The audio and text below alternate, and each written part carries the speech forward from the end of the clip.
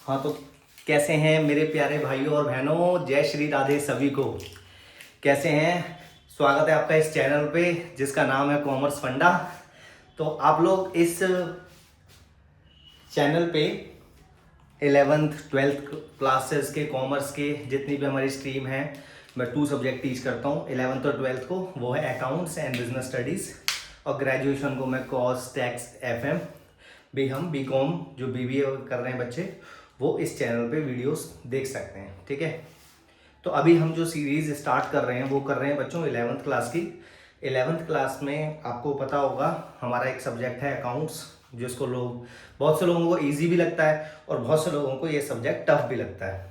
तो कुछ नहीं है इसके अंदर, लॉजिक का केस है। जनरल एंट्री जिसको समझ में आ गई वो ट्रायल बैलेंस भी बना लेगा, ट्रायल बैलेंस अगर बन गया तो फिर बैलेंस शीट भी बन जाएगी। राइट, तो आज हम 11th क्लास की सीरीज को स्टार्ट कर रहे हैं। आपको पता होगा कि 11th क्लास में हमारे कितने चैप्टर हैं। आप लोग देखो, एक तो बेसिक कंसेप्ट होगा, कैश बुक होगा, बीआरएस होगा, सब्सिडरी बुक्स होगा, सिंगल एंट्री, डेप्रीशिएशन, तो ये सभी एनपीओ होगा। अब तो एनपीओ शायद है यानी वो चेक करना पड़ेगा, तो हम देखेंगे धीरे धीरे करके। तो आपको इस चैनल पे अकाउंट से रिलेटेड या कॉमर्स से रिलेटेड वीडियोज में अपलोड करता रहूँगा रेगुलर, बिकॉज बीच में मैंने स्किप तो नहीं किया, अभी ये मेरी फर्स्ट ही वीडियो। तो आप लोग देखेंगे और मेरे साथ में जो भी भाई बहन है, जो भी ये वीडियोस देख रहे हैं, अपने फ्रेंड्स के साथ में भी शेयर करना। और मेरा नाम सौरभ गोस्वामी है और I am belong from Nandgaon, Uttar Pradesh. ठीक है, और उसके बाद में आपको इस पर आदत भी डालनी पड़ेगी कि मैं बात बात पे राधे राधे बोलता रहूँगा, तो इससे भी आपको भी अच्छा लगेगा।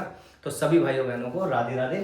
ठीक है, और मैं दिल्ली से टीच करता हूँ, तो आपको धीरे धीरे समझाने की कोशिश करता हूँ। तो हम पहले लिखेंगे कि यार हमें पढ़ना क्या है एक्चुअल में। क्या सर, पहले ये तो बताओ हमें पढ़ना क्या है। तो हम पहले लिखेंगे कि topics to be covered. Topics जो भी सीबीएसई बोर्ड वाले बच्चे हैं या किसी अदर बोर्ड के भी हैं, वो भी इसको देख सकते हैं वीडियो को, क्योंकि मेरे को लगता है अकाउंट्स के अंदर में अगर चाहे आप, बुक तो आपकी एक ही लगी होगी जिसका नाम है टीएस गरेवाल, बड़ी फेमस बुक है, सभी लोग उसी बुक से ही पढ़ते हैं। अगर आपको भी किसी उसमें वीडियो में इशू आता है या सर मेरे को समझ में नहीं आता, आप नीचे कमेंट में लिख देना, मैं आपको उसका आंसर दे दूंगा। ठीक है, तो टॉपिक्स टू बी कवर्ड में आते हैं बच्चे। पहला हम लिखेंगे बेसिक कंसेप्ट्स।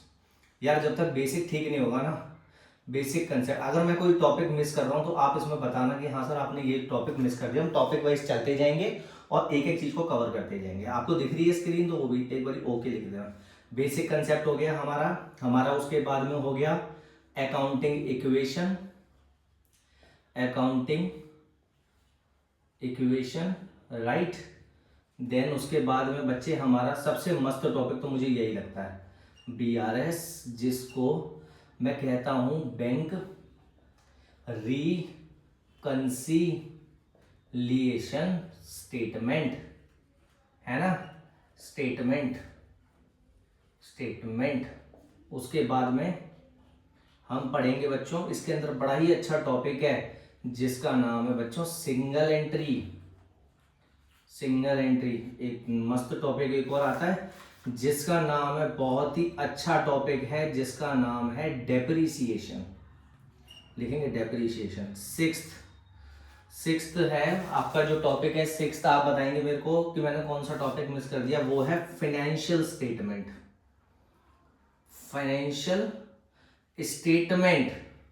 इसमें विद एडजस्टमेंट और विदाउट एडजस्टमेंट, विद एडजस्टमेंट और लिखेंगे विदाउट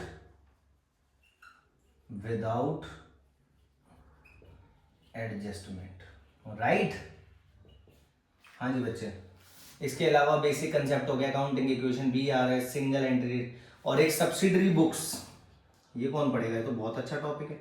और अगली क्लासेस हम बिजनेस स्टडीज की भी रिकॉर्ड करेंगे, तो डेली कुछ ना कुछ रिकॉर्ड करेंगे जिससे कि हमारे सभी भाइयों और बहनों को, बच्चों को इसकी मदद मिल सके। Subsidiary books, accounting equation, BRS, depreciation, financial statement, subsidiary books, तो ये सभी कंसेप्ट हैं। अगर कुछ रहता भी है एनपीओ, कईयों के में होगा, कईयों के में कट गया है ये चैप्टर, तो वो देखेंगे कि क्या है। एनपीओ का मतलब होता है बच्चों नॉन फॉर प्रॉफिट ऑर्गेनाइजेशन।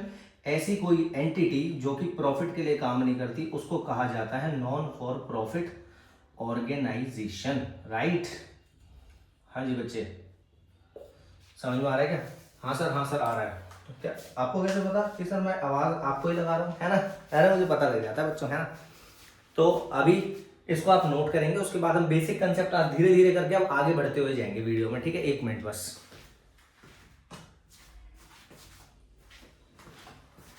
इसको मैं रब कर रहा हूँ, ठीक है? आप पॉज करके जो है इसको लिख सकते हैं, राइट? तो आज हम स्टार्ट कर रहे हैं बच्चे बेसिक कंसेप्ट, राइट? हाँ, तो लिखेंगे मेरे साथ में बच्चे बेसिक कंसेप्ट, लिखेंगे मेरे साथ में बेसिक कंसेप्ट।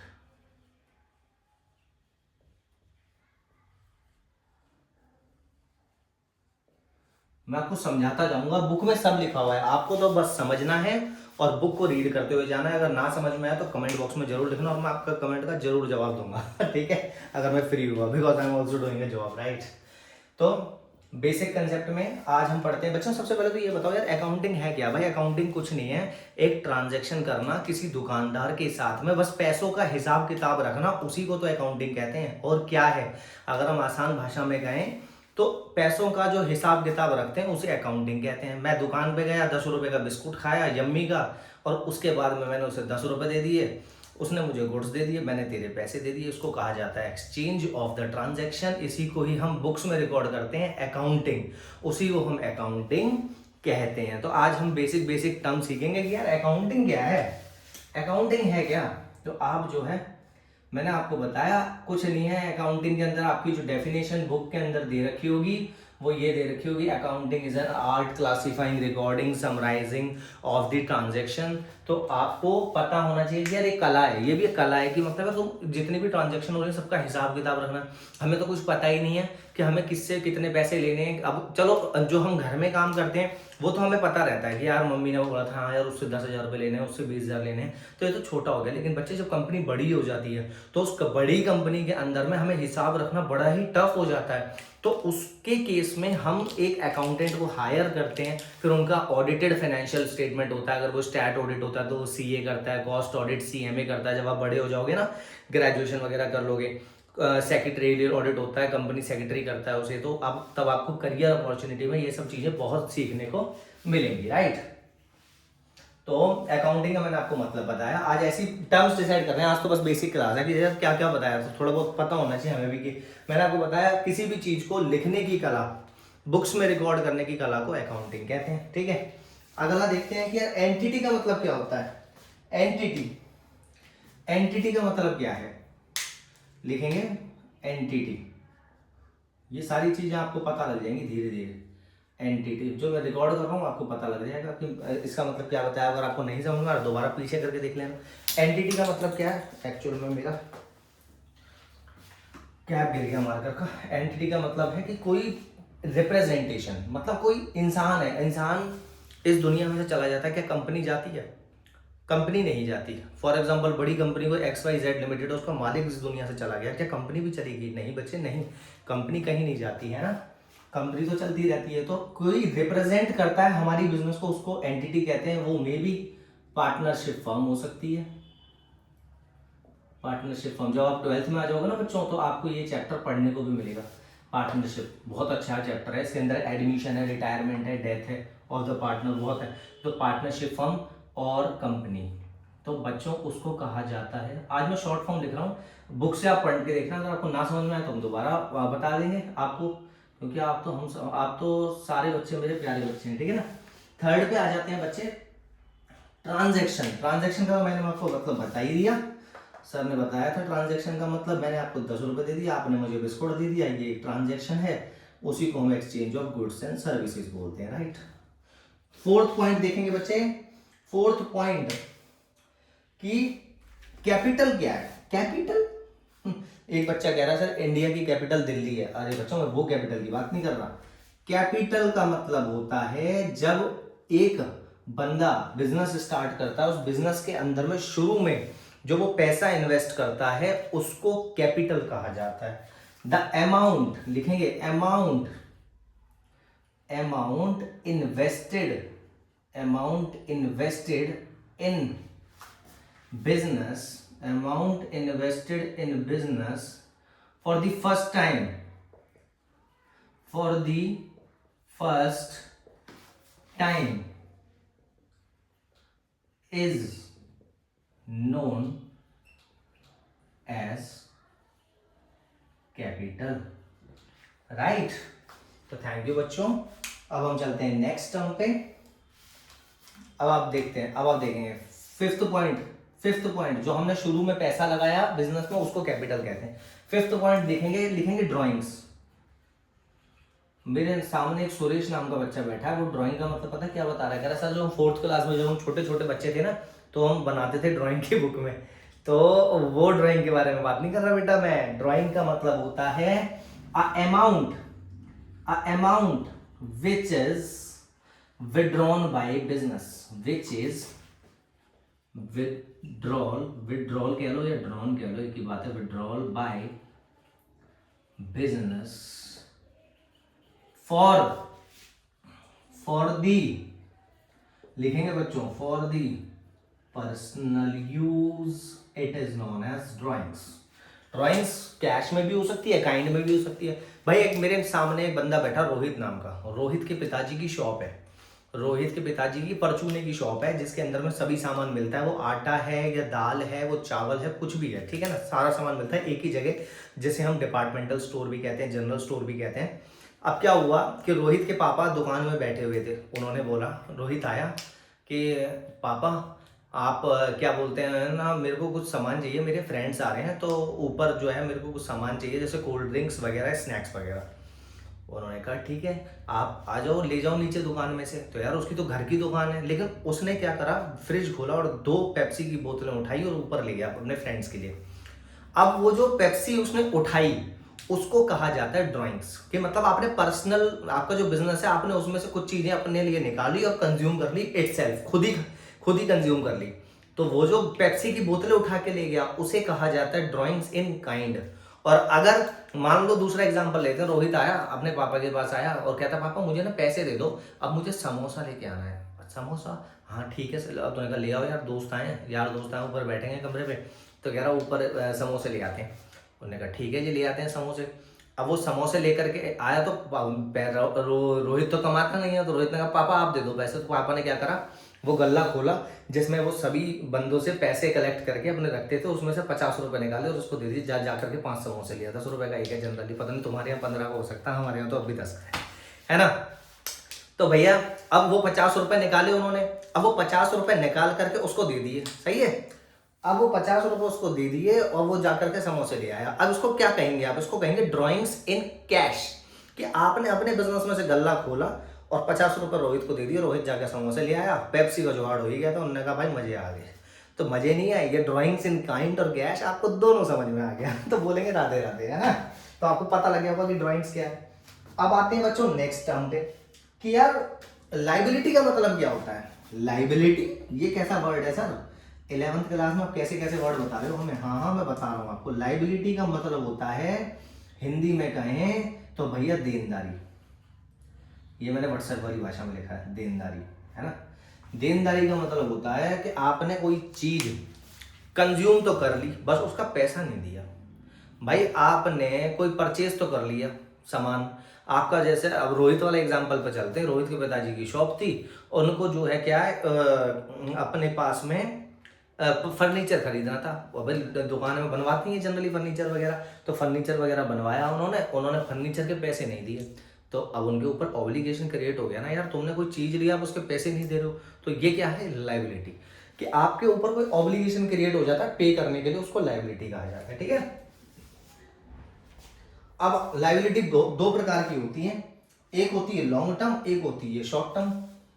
मैं अब इसको आगे डिटेल में हम पढ़ेंगे जब मैं वो आएगा ना धीरे धीरे। अब यहीं पे बता देता हूँ थोड़ा थोड़ा, कि हमें तो बस ये कि समझ में आना चाहिए, जो हमारी टीएस गरेवाल की बुक में लिखा हुआ है वो समझ में आना चाहिए।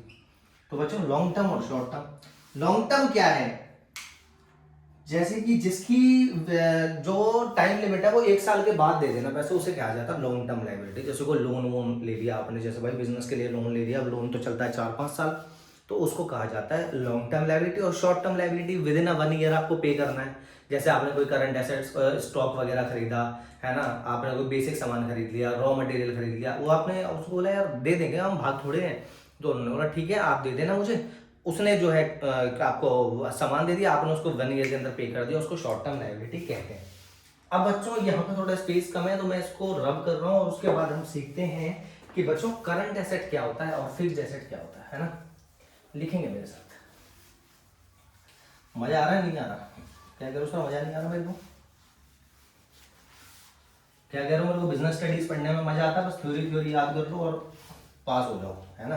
11th क्लास में आपको बहुत मजा आने वाला, मजा आ जाएगा आपको, बिल्कुल। आप बोलोगे सर कैसा आपने पढ़ाया, अच्छा एक एक चीज समझ में आ गई है ना।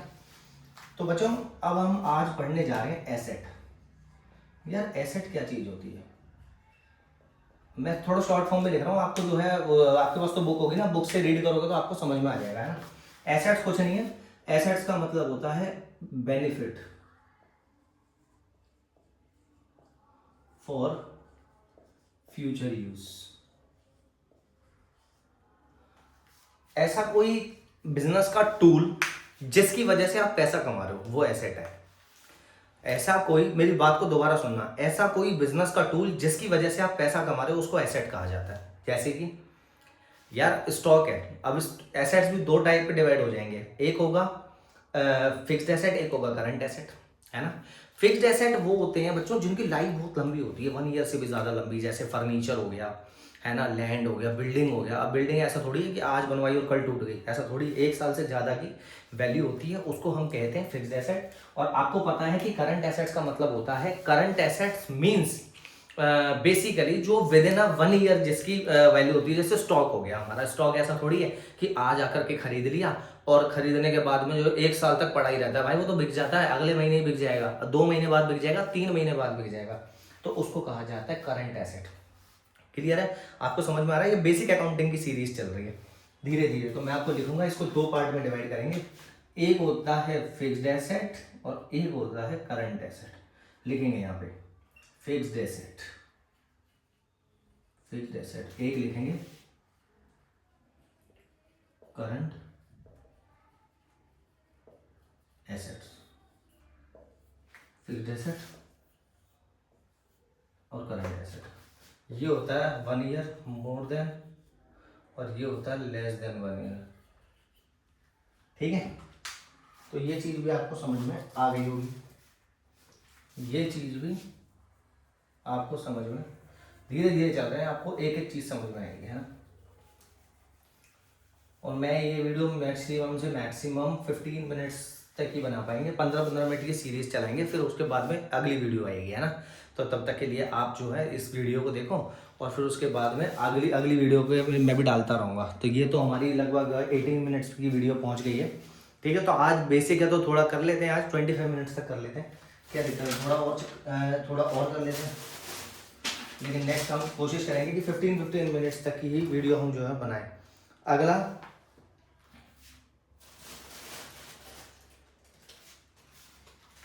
यार ये बड़ा डिफरेंस आता है आजकल, बड़ा नया चला है कि बुक कीपिंग और अकाउंटिंग में क्या मतलब होता है। दोनों अलग अलग लिखेंगे, यहां लिखेंगे हम बुक कीपिंग और यहां लिखेंगे हम अकाउंटिंग।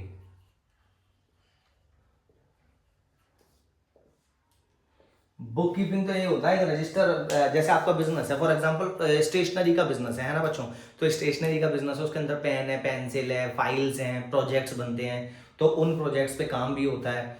तो बेसिकली बुक कीपिंग और अकाउंटिंग, है ना, बुक कीपिंग और अकाउंटिंग।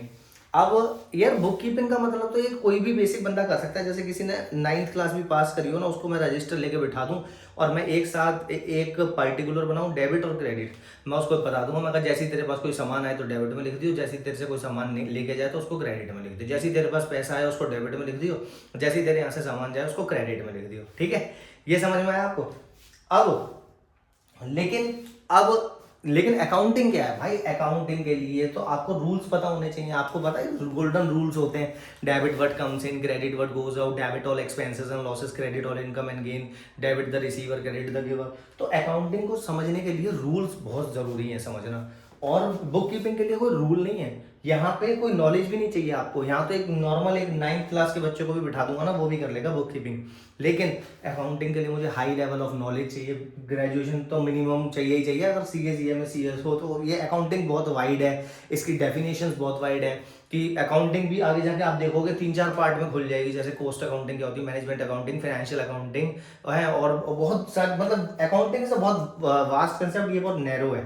ये लिख सकते हो, इसको लिख सकते हैं। यहाँ पे एक एक वर्ड लिख रहा हूं मैं, जिससे कि आपको समझ में आ जाए। नैरो, वाइड, वाइड, यहाँ पे नो नॉलेज,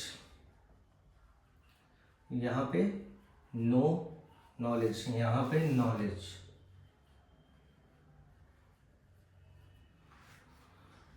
और यहाँ पे नॉलेज होती है, यहाँ पे नो नॉलेज होती है, और आपका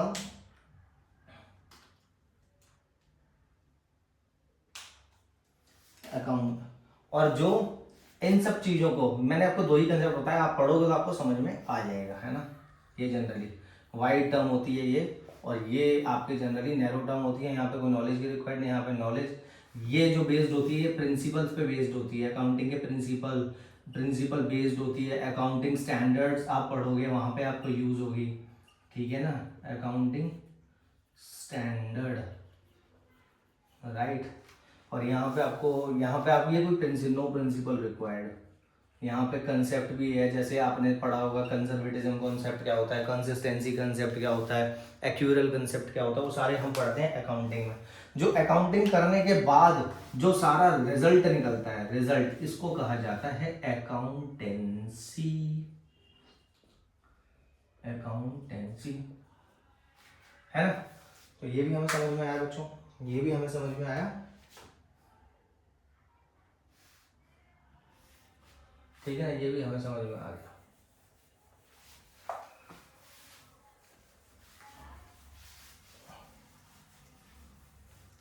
अभी हम देखते हैं हमारी क्लास कितने मिनट पे, उसके बाद में हम इसको सम अप करेंगे।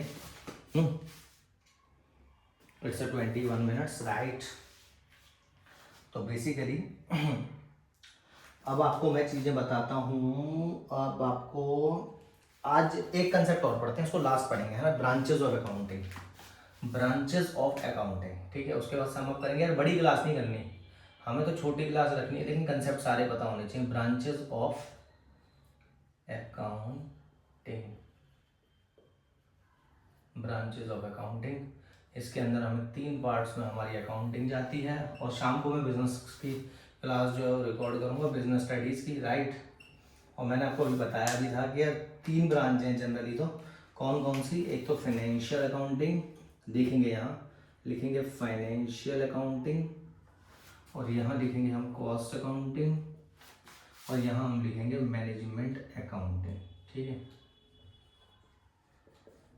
यहाँ पे सारा फाइनेंशियल रिजल्ट्स को रिकॉर्ड किया जाता है, यहाँ कॉस्ट रिकॉर्ड्स को रिकॉर्ड किया जाता है, और वहाँ पे मैनेजमेंट से रिलेटेड फाइनेंशियल्स के अंदर तो सारे एक्सपेंस आ जाते हैं। इसको लिखते हैं ऑल एक्सपेंसेस, ऑल एक्सपेंस, जो ओवरऑल, जैसे एक मार्कर है, ठीक है। अब ये पता नहीं कौन सी कंपनी का, जो भी है XYZ, तो ये कंपनी ने मार्कर बनाया, बस ने कहा कि यार 5 रुपए का ढक्कन, 5 रुपए की बॉडी, 10 रुपए, इसके अंदर 10 रुपए की रिफिल 20 रुपए, और 5 रुपए अपना प्रॉफिट जोड़ दो, अरे तो ये 25 रुपए का मार्कर मार्केट में बिकता है, सही है।